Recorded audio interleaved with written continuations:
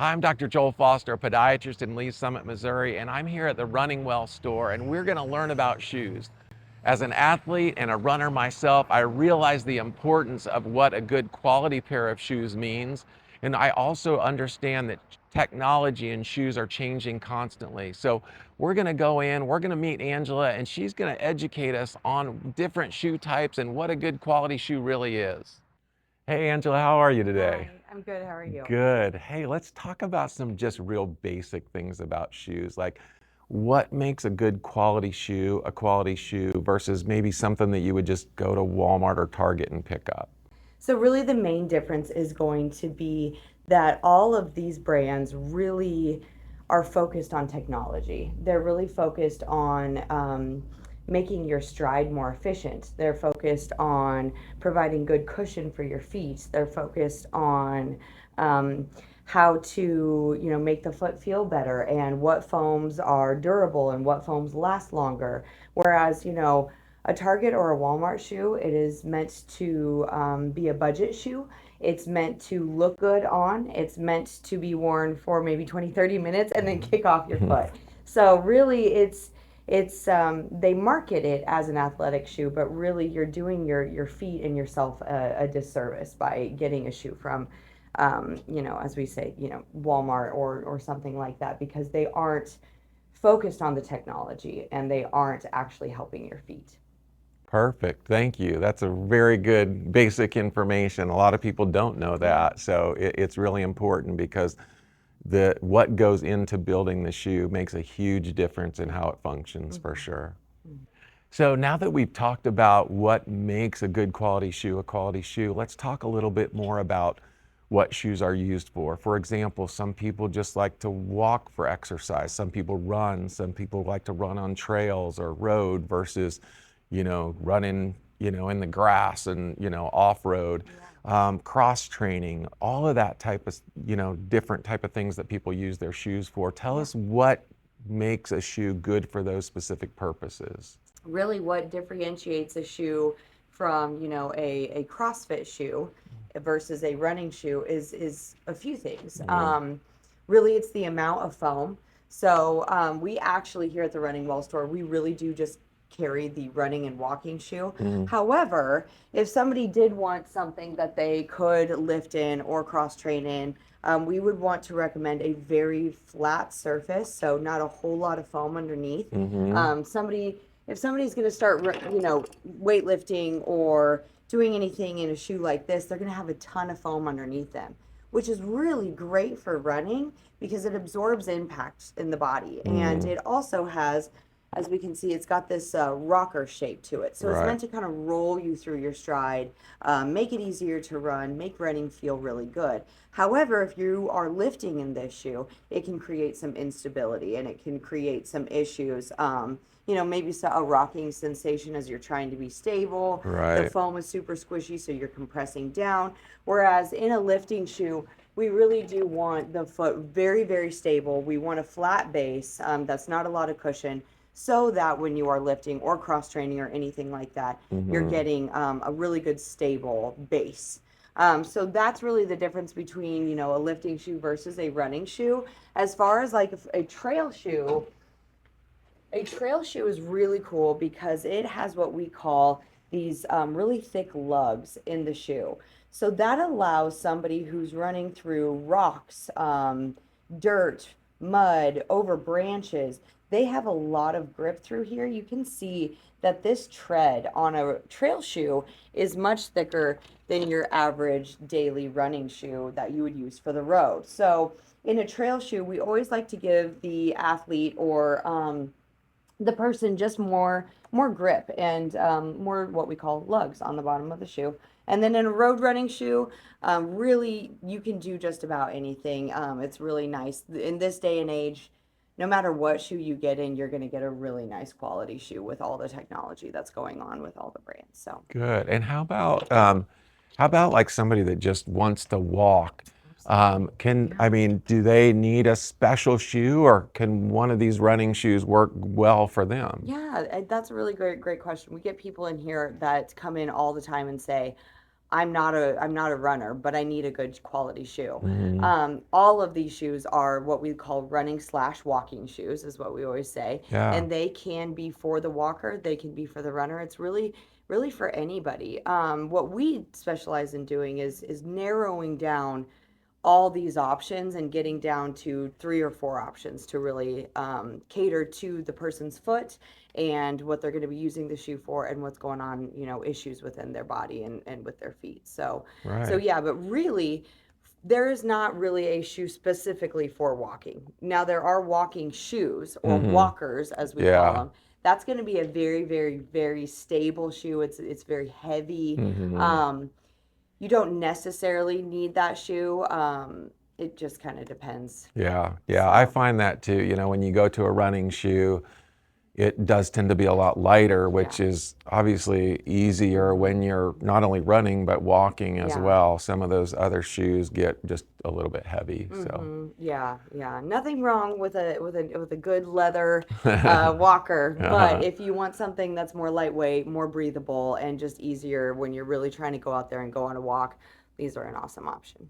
All right, so let's talk now more about foot types. So, a lot of people will pronate excessively, overpronate, or really roll their feet in when they walk and stand and run. Some people will supinate too much or have a higher arch and roll their feet out. Tell us about shoes specifically for those foot types. What kind of things do you recommend? Well, it really depends on the individual. So what we really follow the philosophy of pronation is not a bad thing. It is when the foot is over pronating and really, collapsing in and we're getting issues throughout the chain of the body that we want to put somebody in a different type of shoe. So Right. when somebody walks through our doors, what we kind of always assume is everyone is in a neutral shoe or Hmm. should be in a neutral shoe. Hmm. We try not to over support the foot too much. Now, after having conversations with them, after hearing about their aches and pains, issues with that they're having with their feet, and then yes, learning about that overpronation, that usually means that we will put our customer into a stability shoe. Okay. So a stability shoe is a more rigid shoe, still has really great cushion, and in this day and age, a stability shoe is not a blocky or a heavy shoe really anymore. Hmm. They're pretty lightweight, still heavier than Yeah. your neutral shoe, but they really provide the foot a lot of good support and really helps kind of the foot to deal with that overpronation Right. going on. So Yeah. just a really nice supportive shoe that can help with that overpronation. So a supinator is a little bit of a trickier foot because there's no category for a supinating foot. Right. So what we always try to do is definitely keep them in a neutral shoe. Hmm. We don't want to put them in a stability shoe because that stability, if they're already supinating, they're going to supinate even more because Right. the stability shoe is trying to help with overpronation. Hmm. So what we want to do is usually a neutral shoe with a really nice flat and kind of a wide base to really help their foot handle that supination. Another really cool piece of technology that we like to use for a supinator is what we call a guide rail that a couple brands have built into their shoes. And what the guide rail does is it actually wraps around the whole foot from both the outside and the inside and can help, kind of manage both supination and overpronation. So a guide rail shoe is a great option for them, or Hmm. something just with a flat, kind of wide base so that they get a lot of hopefully good control from the Yeah. shoe. So, That's great information. And I think it's really important because a lot of people, if they're just having a minor foot issue, can come in to somebody that knows what they're talking about, somebody that knows about shoes. And a lot of times their problem can be fixed with just the proper shoe and they don't need anything else. But when they come to us, usually they've had some issues and we're controlling them maybe with custom orthotic or something like that. And for those people, we really want a neutral shoe because if we're trying to control them and then the shoe's trying to control them on top of that, that can create even more problems. So tell us a little bit about some of the neutral shoes and just, what those look like. So yeah, a neutral shoe is neutral shoes in general are our biggest category because really, like I said, we most people should be in a neutral shoe, or we hope that they can be in I a neutral agree. shoe. Mm-hmm. So so neutral shoes, obviously it's our biggest category. We have the most shoes in this category because we hope that everyone is in a neutral shoe. Right. It's not until you have those aches and pains or issues going on that we would put you in a different category. So with a neutral shoe, they are really amazing shoes for a really wide range of feet. Somebody with a high arch might struggle with a lot of different shoes because they can't necessarily feel the arch presence in the shoe. Mm-hmm. So that's kind of touching back on what you were saying with orthotics. I always recommend an arch support either that we carry or go get fitted with a professional who Mm-hmm. can make them an arch support that will fit their feet. Um, but really a neutral shoe has a ton of different technology to it. So we have a moderate cushion neutral shoe, we've got high cushion neutral shoes, and then we've got those max cushion shoes that it really is up to the individual and their preference. Every foot is different, Right. and no foot is exactly the same. So that's the reason why we have so many different types of shoes Right. and so many options in the neutral category. Yeah, and it's so important for people to be able to come in, try something on, walk around. I mean, anymore, like you can buy everything online, Yeah. but you don't know until Mm-hmm. you put it on, walk around, see what it feels like, and Yeah. then compare it to two or three or four or Yeah. 10 different things Yeah. to find what really seems to work for you, because Exactly. everybody, exactly as you said, is completely different. So Yeah. that's Yeah. really good information. Appreciate that. So finally, why don't we just talk about some mistakes that you see people make when they're buying shoes? Because obviously I see people's feet and their shoes all day long, and I see a lot of them. So tell us, what are some of the most common things that you see people doing wrong when they get shoes? I think size is automatically the biggest issue we see. There probably about 70 to 80% of the people that walk through our doors are not in the correct size. Um, we aren't taught throughout our lives that our feet are actually continuously changing. Our feet actually never stop growing. Sometimes they do shrink due to a life event. Mm-hmm. We never know what is kind of going on. Weight loss, weight gain, all of those things really do affect your feet. So we always recommend that everybody get sized once every few years just to make sure that everything is staying the same.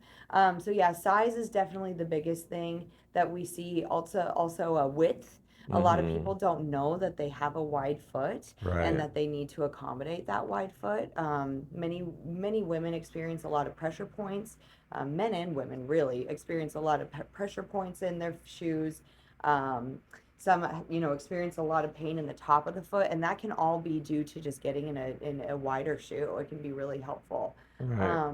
Yeah, I think size is really our Size, biggest yeah. thing. I Yes. would agree, because the thing that people don't understand, first of all, is, one brand's 8 and another brand's 8 aren't the Yes. same. So you can't Absolutely. just walk in and go, okay, I'm an 8. Yes. The other Yes. thing, as you mentioned, as we put more miles on our feet and as we age, the ligaments get more lax, the Mm-hmm. tendons get more lax, and so our foot is naturally going to start to Mm-hmm. settle down, which is going to make it function not only longer but wider. Mm-hmm. So the foot is changing over Mm-hmm. time for multiple environmental Mm-hmm. reasons and what we put them through. So Yeah. I would agree. I think that's the biggest thing I see too in my Mm-hmm. office, is people just don't have the right size Yeah. shoe. So I think that there it comes with a lot of anxiety. A lot of especially women don't want to be a bigger size than they are. mm, So back to your point with how just shoes range differently. There is no standard sizing when it comes to shoes. So right.